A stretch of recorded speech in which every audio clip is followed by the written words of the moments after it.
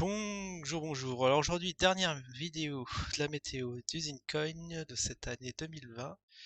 Avant toute chose, oui, j'ai vu les vidéos d'Ali qui étaient pas si mal dans la globalité, mais bon, pas de grosses révélations sur comment il s'appelle, Karim. Bon, la première, c'était un petit rabâchage du programme de seconde de section économique. Et la deuxième, bah, tous les bienfaits d'usine, hein, les satellites, etc. Bon, rien de nouveau sous le soleil, hein. On peut me taxer de tête de piaf, mais bon, je vais pas extrapoler plus que ce qu'il a dit dans les vidéos. Mais en tout cas, la troisième, celle d'Eric Alexandre, il me semble. Très très bien, très très bien. J'ai enfin compris ce que c'était le wash trading en termes simples. Bah voilà, c'était pas si compliqué que ça de faire des trucs clairs, précis et concis. Maintenant, on va passer à notre étude AT, analyse technique. Alors market, full screen. Bon, maintenant je commence à maîtriser le truc. Le carnet d'ordre, je suis devenu un monstre du carnet d'ordre. Ah, on a un clin d'œil, je vois qu'avec 2000, on peut faire écrouler le ZIN à 0,88. Bon, si bien sûr s'il n'y a pas d'ordre robot ou des ordres iceberg cachés qui n'apparaissent pas dans le carnet d'ordre n'interviennent pas. Ce qui est probablement le cas, hein. Je pense que ouais, si je balance, mais il faudrait faire l'expérience, avoir 2000 zines. Permar, viens, balance 2000 zines, on va voir ce que ça fait. Parce que si ça arrive à 0,88, ouais, je vais en prendre un petit paquet. Un petit paquet pour le monter en théorie à 1,14. Bah, on est à combien là? On est à 1,05. Oui, c'est passé des trucs cette semaine, on va regarder ça tout de suite. Alors pour le monter, il faut ouais, 1000, 1800, 1200, 1900. Avec 1900, enfin pas en théorie, mais s'il n'y a pas d'arbre à cacher, on peut le monter à 1,14. Allez, on va mettre ça en grand. Ah, pourquoi je galère pour le mettre en... Ah, full screen, c'est là. Ok. Et voilà. Alors, on est en daily. En daily. Alors, aujourd'hui, on est le combien? On est le 27? Oh, on a le 28. 28, la semaine dernière, c'était le 21. Du coup, oui, c'était le 21. 14, 21, 28. Alors, on était où? On va mettre une petite flèche pour voir où on était à l'épisode précédent. Et qu'est-ce qu'on avait dit? On avait dit qu'on avait un petit M de la mort et que ça, voilà, que ça risquait de revenir sur le support. Et ça n'a pas loupé. Bon, ça c'est des statistiques, hein. C'était pas certain, mais et que si c'était le cas, on allait ramasser un paquet. Alors bon, déjà, avant de ramasser, il faut vraiment voir s'il y a des possibilités que ça casse le support ou pas. Est-ce que ça fait une figure propre ou pas? Non, c'est la flèche. Oh, je l'ai mise de mauvais côté. Je me suis pas fait avoir. Alors 1,21, d'accord, ok. Donc on va retracer notre petit support. Alors est-ce que le support a été mis en danger ou il a rebondi? Alors il y en a un là. Celui-là de le support, celui-là. Avec la mèche, ouais. Moi je prends en compte les mèches, mais apparemment sur le Zine, faut pas trop puisque les gens ils aiment bien mêcher juste pour tester un peu les nerfs des investisseurs. Là si je prends pas en compte les mèches mais juste le corps de bougie, le support serait là. Et vous voyez les mèches ont cassé le support où on a mis les corps. Et l'autre, ouais.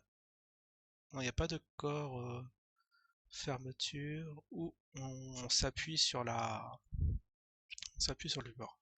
Bon, en tout cas, bon, c'est très très volatile parce que très très faible volume. On est à 51K les gars. 51K. 50K, je pense que là il y a peut-être un petit robot qui pointe on doit pointer dans les 50K. Ah, ça, c'est dans la vidéo explicative, hein, je vous invite à regarder sur la chaîne d'Ali, où le gars il explique très bien ce qui se passe. Où le gars, bah, comme je l'avais pressenti, ou même GG on avait parlé, 1-1, on achète. Il avait vendu à 3 pour remplir son bag, pour tripler son bag à 1. Mais je sais pas quel jour il a fait ça. En tout cas, bon, ça dépend des volumes qu'il a pris. En tout cas, en dessous de 51. C'est vrai que 51K, il faut ouais, environ 50 000 balles. Enfin, c'est déjà une grosse somme, hein. Mettre ça sur B-Box, c'est un peu olé olé, hein. Moi, je m'aventurerais pas là-dessus. Au grand max, si je devais mettre des sous, ça serait 10K, pas plus. Quoi, quand même, 10K, ça ferait peur.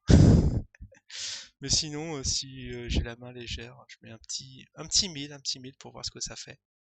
Pour l'instant, on est toujours en phase d'observation parce qu'on sait jamais qu'est-ce qui peut se passer. Il faut vraiment que je regarde un peu le fondamental.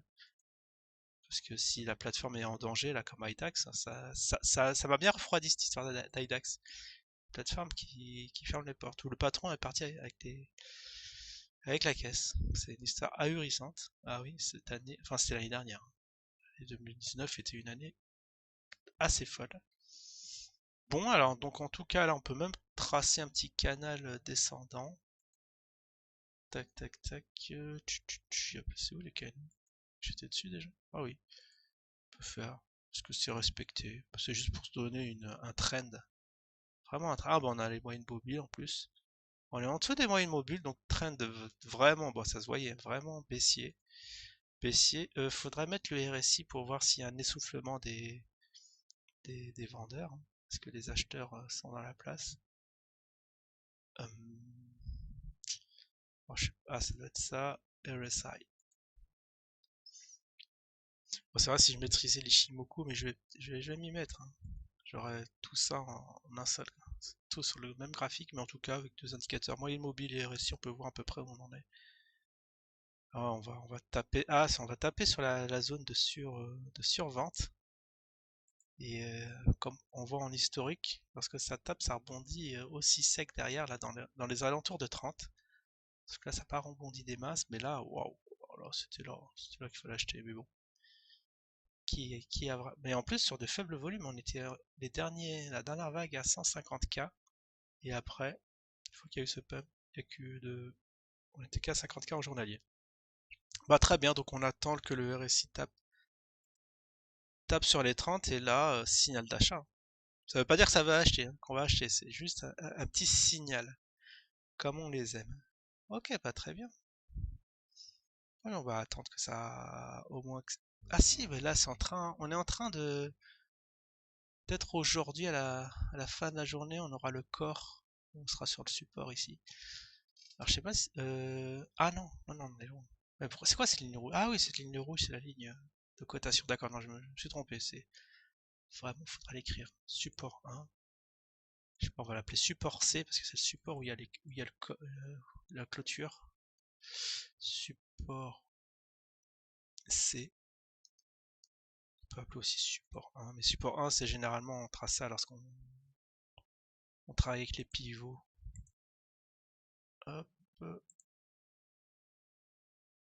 Et là, le support. Et là, on va s'appeler support mèche M comme mèche.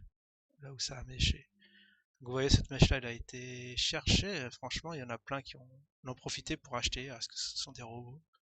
Vu les volumes, sûrement. Quoi qu'il y ait eu un petit excédent, vous voyez, il y a. On voit pas très bien les volumes. Attendez. Oh, super. Attends, on va travailler plus sur les trucs. Plus précisément. Si vraiment c'était. Alors, vous voyez en journalier. Ah, ici, c'est complètement contrôlé, vous voyez. Ah, oui, mais ça, c'était avant. C'était avant. On était à combien de volume? 150? Complètement manipulé, ce truc. Ah, on est dans les 150. Ouais, je vois 150 ici. Ça doit être un truc comme ça. Et après cette journée-là où il y a eu un volume record par rapport, pas depuis le 13 novembre, où il y a eu, ah, on a cassé les 100K, intéressant. On a cassé les 100K en termes de volume, et c'est là où il y a beaucoup de gens qui ont dû recharger.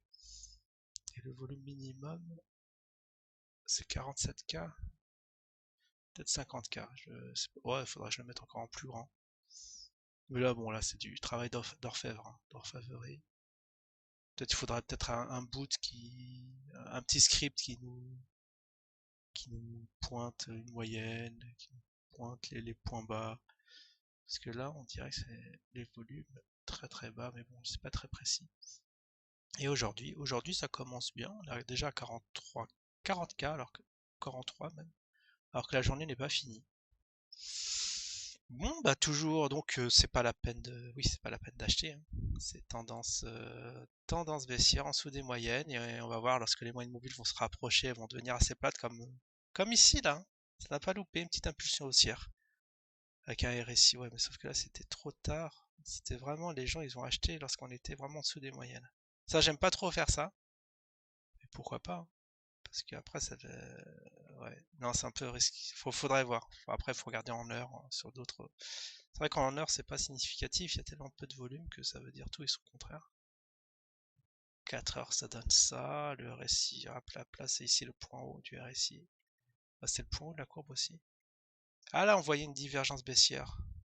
Vous voyez le RSI, l'indicateur qui est au point haut, qui est l'indice qui est bas, et le RSI qui devient moins haut, et l'indice est plus haut. Ça donnerait ça si on traçait un trend comme ça. Hop, là ça monte, là ça descend, divergence, on vend. On pense à vendre.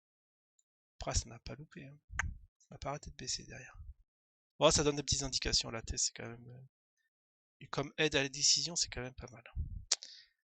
Bon, bah très bien, très bien. On va faire une vidéo de fin d'année.